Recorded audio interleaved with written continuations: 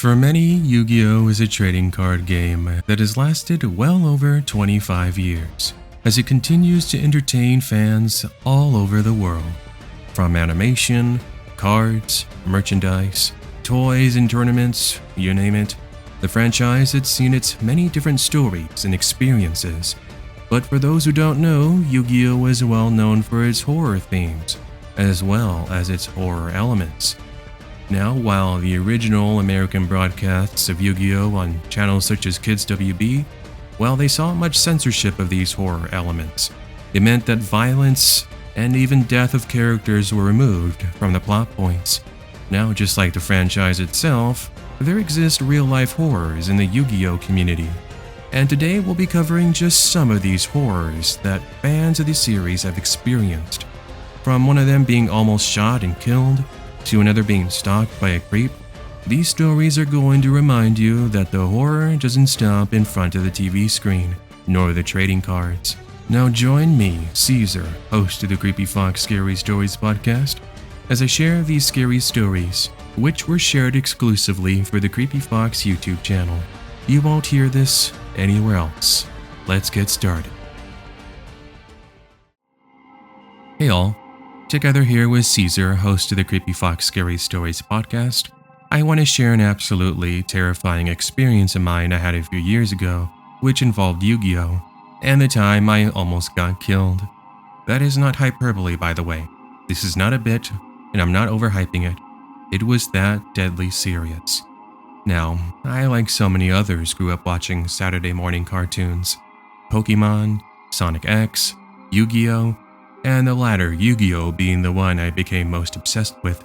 Now, mind you, I was already in high school by the time Yu-Gi-Oh! Hit the States, and when I went with my friends to buy my first pack of trading cards, well, it became a weekly tradition. Anyway, as I got older, I struggled between jobs, but finally I settled in at a local card shop as a Yu-Gi-Oh! Vendor. Go figure. By the way, this was before the craze of trading card madness that you see today. I really do not understand how grown-ass adults fight between one another to get cards, but hey, that's their life, not mine. I digress though. There were a few other vendors that sold different series of trading cards. Pokemon, sports cards, there were even comic books and anime figurines. Of course, as mentioned, me being the Yu-Gi-Oh! Vendor there. Well, I've been working there for approximately, I'd say it was a year and a half or so, and one afternoon it was just me, as I remember it being a slower than usual day. I had Friday Night SmackDown playing on the TV in front of me, and I'm just passing the time. As I watched the TV above me, I heard the front door opening. I then took a look away from the TV, and there's a dirty, disheveled man entering the store. This was the first time I'd ever seen him before here. He just walked around the store for a while, mainly just exploring the front area where the anime merchandise was located from another vendor, before then looking over at me with a really strange look on his face. It is really hard to describe it, but those eyes and that expression, I tell you, it was an expression of pure rage and hatred. Could explain why when I said, "Hello, welcome in," he didn't say anything back. In fact, I did hear him speaking, but it did appear to be that he was talking to himself. But do not forget this guy, because things are going to get a lot more horrifying from here. So anyway, fast forward a few weeks later, and I was opening one morning. The same disheveled man I'd seen from a month ago was now sitting outside our front door. Like, I'm talking literally with his back toward the door, just sitting there, and he seemingly just camped there with his backpack. And he's doing drugs. I asked him politely if he could just please get up and move somewhere else, but he refused and said, "Why don't you make me move?" He sounded very aggressive when he said that. Well, after threatening him that I would call the cops, he gets up and grabs his things, but not before saying something that would be a precursor of what was going to take place. I recall him doing a finger gun motion toward my face, and then he said that I would be sorry for getting in his way and telling him what to do. Man leaves, and store hours commence as normal as I sell my stock of Yu-Gi-Oh! Cards and collectibles. Now, admittedly, it took a while for my adrenaline and heart rate to drop from that, but I put it at the back of my mind, thinking nothing else of it. This was a huge mistake, as that was my second opportunity to call the cops before what happens next. Fast forward to later that night, and we are closed. It's approximately 10:30 p.m., and I am the last person in the store. All the other vendors had left for the day. Well, the other two that had shown up that day, that is. I was doing some last-minute restocking and taking care of some other things at my station area when I happened to look up toward the front of the store. There is still plenty of light outside from the street lights, and I see someone come toward the window from the outside. We had those black metal bars blocking the windows and the front door, by the way, so no one could just come in if they wanted to. Plus, of course, there being the alarms. Well, it was the same creepy guy from before. However, what he does next would scare the living hell out of me, and to this day I have nightmares thinking about it. He pulls out a handgun, and then he proceeds to fire one shot at the window. I immediately dive to the ground and to cover as I can see him run off. Now, here is the crazy part about all this, which I have not mentioned just yet. Just a few days before the shooting took place, we had gotten the front windows of the storefront replaced with heavy-duty sturdy glass windows, ones that I would later learn were enough to stop the .22 caliber bullet that had been used. Talk about a damn luck of the draw and a heart of the cards moment, huh? Imagine the heavy-duty windows and glass not being installed. Of course, I immediately proceeded to call the cops, and they showed up about 7 minutes later. What pissed me off, though, was that the damn cameras were not working. Well, one was, but it did not catch anything. Yeah, it pisses me off to this day, since any other day those things work just fine. Anyway, the main store manager would arrive, and after giving all the details I could and a statement, the police would launch an investigation.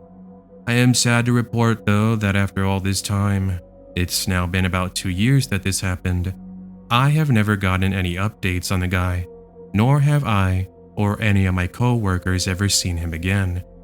We ended up actually hiring a security guard, and along with extra security protections, we do feel a lot more safe here. What is crazy is that in recent months, I've seen so many stories in the news of card shops being robbed, but most of the time they take product with them. In my case, it seemed the guy had a problem with me and was going to do anything to see me dead. It's honestly horrifying when you think about it. Anyway, I would love to hear from any card shop owners or vendors down below if you've ever had anything like this happen to you. It would be great to hear from you all. Show of hands. How many of you out there are big fans of Yugioh? It can't just be me, could it? I sure hope not. As a veteran who's been collecting and playing since the franchise first reached the United States, I can't tell you how much I love playing with friends. Even as a guy in his 30s, my friends and I will hang out at my house while our wives go about their shopping, and we'll have some beers and play a few rounds. It is definitely a lot different than it was growing up. You have so many new rules that essentially lets you win in one turn if you set things up correctly. It's not like the good old days, when you just had your normal monsters, trap, and magic cards. Speaking of the good old days, that's what this story is about. A scary experience back during middle school, when the game was all the rage. Just like my friends and I do today, we would hang out and have ourselves duels, whether it be during break time in class, or after school when we were waiting to get picked up. The talk was always Yu-Gi-Oh! Now at the time, everyone was really looking at getting a couple of specific cards that were game changers. Cards that are now considered obsolete, but during that stage in the game, if you had said cards, you were pretty much set. I promise this bit of background is important to this story, so just hang out for a little bit. Anyways, the cards I'm talking about are ones like Gemini Elf. They had 1900 attack points and were level 4-star monsters that required no sacrifice. The closest powerful level 4 card would have been Mechanical Chaser or La Jin the Mystical Genie, who had 1850 and 1800 attack points respectively. Now, if you're lost and you don't know anything about Yu-Gi-Oh! Monster cards, Then I'll simplify it by saying that back in that time, if your monster had more attack points than your opponent, you would win the battle between said monsters. It's different now since cards have effects and whatnot. But anyways, because these cards gave you an advantage over other players, they were sought after, but were only obtainable in very limited ways. You either had to get it in a pack of cards, or you bought them separately for hundreds of dollars. Yes, believe it or not, people paid crazy money just to get those cards. I was one of the very few lucky to have gotten my hands on Gemini Elf without needing to put in all my life savings. That's where we pick up my story. I'm at one of my local card shops after school, and there I am with a couple of friends getting a couple of packs of cards. The store was pretty busy that afternoon as customers were going about their purchases, and when I pulled the Gemini Elf, I screamed like a little kid. My friends walked over to me who were busy playing some of the arcade machines, and even the guy working there congratulated me on the pull. I just wish the story would have ended right there, but it doesn't. You see, I managed to get the attention of another customer. He was your average build and height, probably mid-30s or so from my best memory, and he instantly offered to buy the card off of me for $50. As a middle schooler in the 2000s, $50 wasn't too bad, and I almost took the offer. But considering how much I loved the game, I said no. He grew visibly upset and then offered $100, but again I said no. I then saw that the rage began to grow in his eyes, in his glare. He walked out of the store, and then my friends and I sort of just laughed him off and thought nothing of him. Fast forward a few minutes later, and we decided we would head over to the local pizzeria to grab some food. It's just too bad that things were going to get really serious. As we're walking in the parking lot so we can take a shortcut to get to the pizzeria, the man from the store who offered me money walks up to my friends and I. He has this really crazy look in his eyes, and he once again asks me to hand over the card. This time he doesn't offer money. He's blowing fumes. We once again said no, and this is when things escalate. "I'm serious. Hand over the card," he says with a voice of malice, taking out a knife, then brandishing it in front of our faces. He was so close to us that we didn't care not to try and move. I foolishly handed him the card, before he then puts the knife back into his pocket, and then starts to walk away as if nothing happened. Too bad for him we weren't about to let him get away, because luckily there were a lot of witnesses who managed to see what he had done, including a security guard who was patrolling the area in his little golf cart. He actually chased after the man, and by God Almighty, I'm just so happy the man didn't try attacking the security guard with the knife, because that would have been an even scarier sight. Cops were involved, by the way, and he did get arrested for his crime. Not so much for stealing a card, bear in mind, but the fact he was pulling out a knife on these teenagers, that being us. Yeah, it's safe to say there are quite a lot of crazies out there that'll do anything to get it their way. I just hope he got some help, and he's doing much better. I could wish the man ill will, but whatever. That was all those years ago. For background context, I'm female and I was 24 years old. This took place December 2019, when I had been doing some Christmas shopping for family and friends. I had mostly stuck to the mall since most of the items on my shopping list consisted of clothes and gift cards from all the shops. My brother was different, however. He's always been into Yugioh, and while the GameStop in the mall did have some small things here and there regarding Yugioh, they didn't have the packs that I knew he wanted. I know this because he had mentioned it to my mom and then she told me. My brother is 10. Anyway, the employee at the GameStop told me to check the Walmart at the shopping center that's across the way from the mall, and thus that's when I remembered that indeed, they do have a wall of trading cards there. So I wrapped up my shopping, got into my car and made the short drive over to the Walmart, parking closest to the entrance, and I made my way past the cashier's box area and get to where all the trading cards are. There were a couple of teenagers that were looking at Pokemon cards, and an older man who was doing the same thing. I located the packs I was looking for, as I was now texting my mom to let her know I got them, and that older guy I mentioned from before walks over to me and says, "Hey, you like Yu-Gi-Oh too? What's your name?" Half paying attention, I said, "Oh, hi, it's Michaela. And actually, I'm getting them for my brother. That's all." Paying half attention to what I just said and saying my actual first name instead of just making one up would be one of the biggest mistakes of my life. But I'll get to that in just a little bit. Anyway, he starts telling me his life story with playing Yu-Gi-Oh! And how he collects all the trading cards, and my dumb self, not trying to be rude, just stands there half paying attention to his story. "I got a bunch of Yu-Gi-Oh! Cards at my house. Can I get your phone number? Maybe you might want some and you might want to pick some up."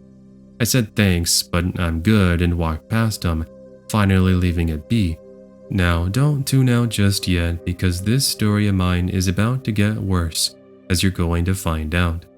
Fast forward to after Christmas. It's a new year, new me, all that mumbo jumbo.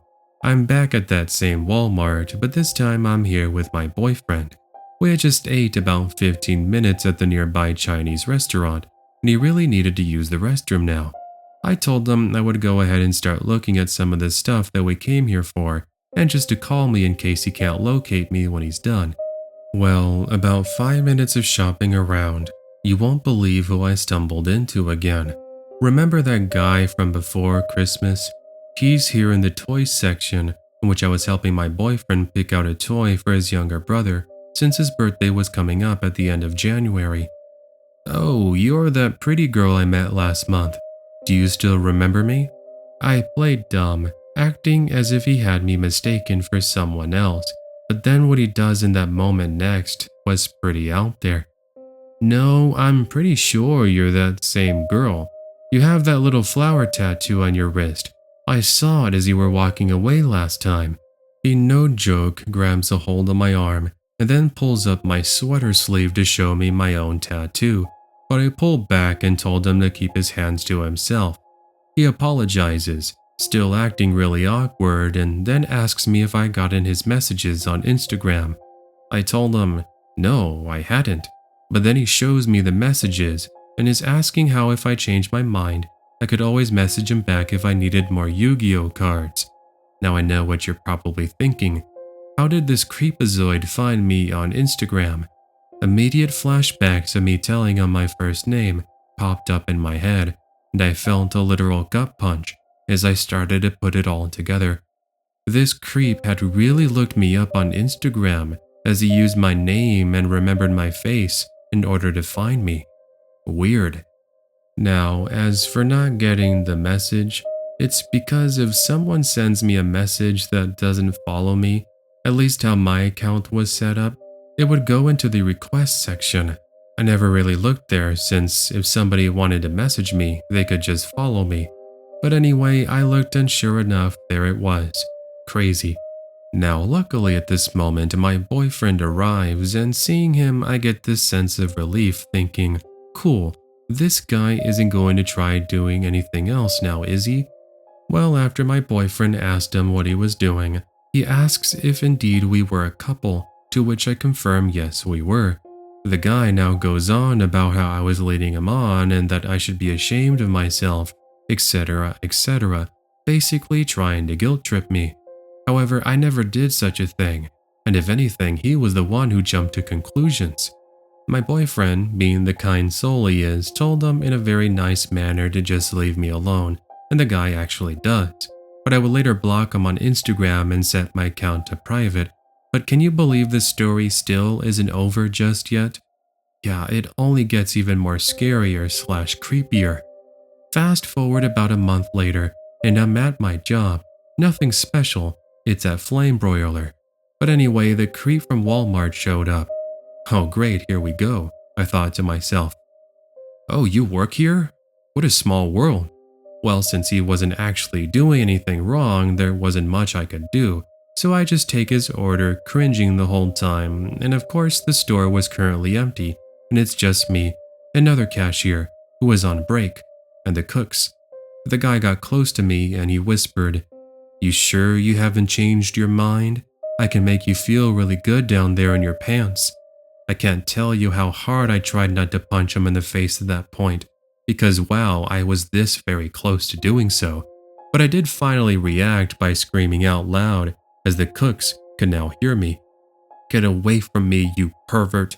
I'm calling the cops." One of the cooks, his name is Manuel, looks through the little window where they place the food and asks what was happening. The creep took one last look at me, called me the B word and some other inappropriate language, and then stormed out of the store. Not going to lie though, I got so freaked out that he had shown up to the flame broiler, I kept wondering whether or not he had been secretly stalking me, or indeed it was just a coincidence. As far as I know, it was a coincidence, because since then, I never did see him again. But not going to lie, those few months of uncertainty were definitely the worst. It got so bad I actually transferred to a different flame broiler, and then I would quit shortly after there, going to a business of my dad's friend. And in case you're wondering why I never bothered to report him, it's because, like an idiot, I ended up deleting his messages after I blocked him since I never thought I was going to see him again, so I had no name or picture to show the cops. But anyway, that's my story of dealing with a creepy guy from Walmart. I work for an authentic Mexican taqueria that's open 24 hours a day, 7 days a week, in Southern California. We're located near the downtown area, which means on the weekends when I work at night, we often get the drunks who come in to get food. Though quite often than not, they're more hilarious than they are aggressive. There was this one time I was working, however. A customer came in and yelled at my coworker in a drunken state, claiming he was sleeping with his girlfriend, but it quickly de-escalated when a couple of his friends managed to calm him down. Crazy enough, the same guy came in the next day and apologized to my coworker, which is something you almost never hear about happening. So anyways, I'm writing in to go over a wild encounter that I just had a few months ago when I was working the night shift. That evening, I had been fairly busy when I had first clocked in at 9 p.m. Customers were arriving in large groups to get their food game on, and I was happily helping make the tacos, along with my two other coworkers who were going to call Kevin and Carlos. Now, as it was approaching 2 in the morning, it was time for my lunch, so I decided to head to my car parked in the back of the building to eat some tacos de lengua I had prepared, and to watch an episode of Yugioh, which I was rewatching for like the 5th time on my phone. I actually remember which episode I was watching. It was the one where Merrick had mind-controlled Joey, and he was dueling Yugi with that anchor high above them. Anyways, that's not too important. Halfway through the episode, downing the tacos with some ice-cold fresh horchata, I hear a bump on the passenger side window.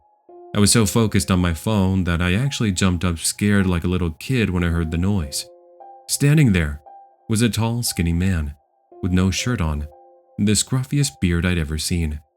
His hair was all nappy, and it looked as if he hadn't showered in weeks. I recall making a hand gesture like I was waving at him while letting out a nervous chuckle, thinking perhaps he was going to leave me alone once he saw the car was occupied, but he continues to stand there. Well, great. So much for enjoying my food and this episode.